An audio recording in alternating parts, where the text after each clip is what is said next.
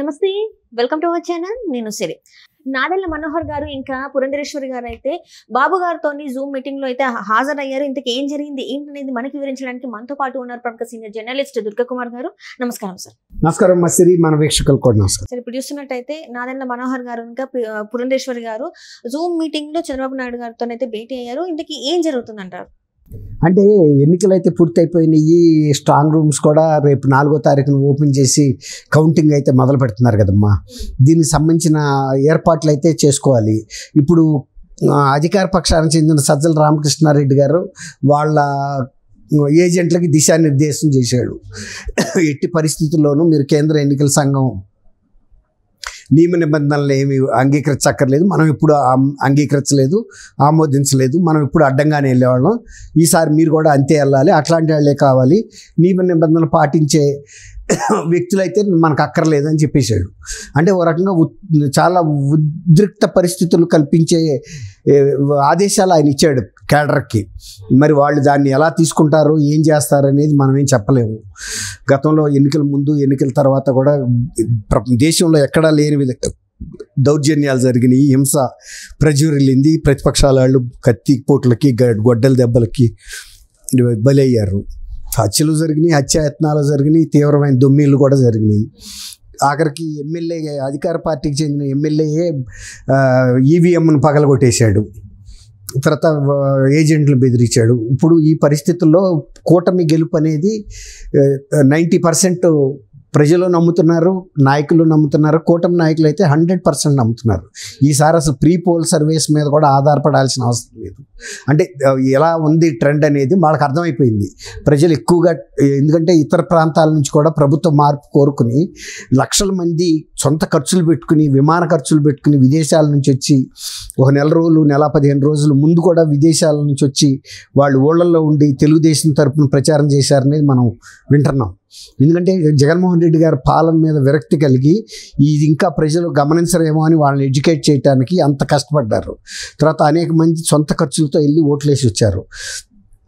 అందువల్ల ఈ కూటమి నాయకులకి ఫుల్ విశ్వాసంతో ఉన్నారు. ఇప్పటికే చంద్రబాబు నాయుడు గారు ఒక రౌండ్ వాళ్ళ సొంత పార్టీ నాయకులతోనూ అభ్యర్థులతోనూ డిస్కషన్స్ కూడా చేశారు, ముఖ్య నాయకులతోనూ.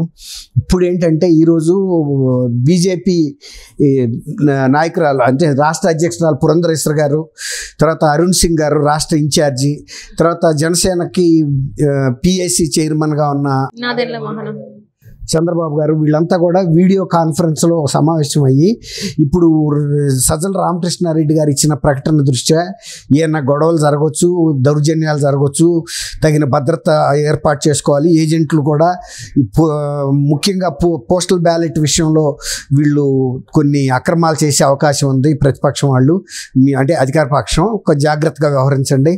తర్వాత నియమ నిబంధనలు పాటించండి. 17A ఫామ్ అని ఇస్తుంది కేంద్ర ఎన్నికల సంఘం, అది పూర్తి చేసి తీసుకెళ్ళండి. వీళ్ళు నియమ నిబంధనలు పాటించండి, శాంతియుతంగా ఉండండి, ఎవరన్నా రెచ్చగొట్టినా మీరు రెచ్చిపోవద్దని కూడా చెబుతున్నారు. ఎందుకంటే రెచ్చగొడటం వలన ఇప్పుడు వీళ్ళు ఎటాಗೂ గెలవబోతున్నారు. రెచ్చిపోవటం వలన ఎన్నికల నిర్వహణకి ఏదైనా ఆటంకం కలిగితే నష్టపోయేది కూటమి ఎంఎస్ అభ్యర్థులు. అందువల్ల ప్రజలు మనకు అనుకూలంగా ఉన్నారు కాబట్టి ఎవరో అధికార పక్షం వాళ్ళు కొద్దిమంది రెచ్చగొడితే మనం రెచ్చిపోయి తప్పుని చెందొద్దు, దాని మూలన మన మీద కేసులు పెడతారు, ఇవన్నీ జరుగుతాయి. మీరు ఓర్పుతో నేర్పుతో వ్యవహరించండి, సంయమనంతో ఉండండి. తర్వాత ఏమన్నా వాళ్ళు అక్రమాలు చేసినప్పుడు అధికారుల దృష్టికి తీసుకురండి. అట్లా వీళ్ళేమో ఒక అంటే జాగ్రత్తగా ఉండాలి, మనం నియమ నిబంధనలు పాటించాలని వీళ్ళు, అధికార పక్షం ఇవన్నీ నియమ నిబంధనలు పాటించక్కర్లేదు, పాటిస్తే మనకు నష్టం, మనం గెలవలేము, కాబట్టి అక్రమ మార్గాల ద్వారా అయినా గెలుపు పొందాలని వాళ్ళు. వీళ్ళేమో న్యాయ పద్ధతిలో మనకెట్లాగో ప్రజల తీర్పు మనకు అనుకూలంగా వచ్చింది, దాన్ని చివరి వరకు కొంచెం ఓర్పు పడితే ఎన్నికల కౌంటింగ్ కూడా జరిగిపోయి ప్రశాంతంగా వాళ్ళు ఎలక్షన్ సర్టిఫికెట్లు ఇచ్చేస్తారు రిటర్నింగ్ ఆఫీసర్స్. తర్వాత డిక్లేర్ అయిపోతుంది ప్రశాంతంగా.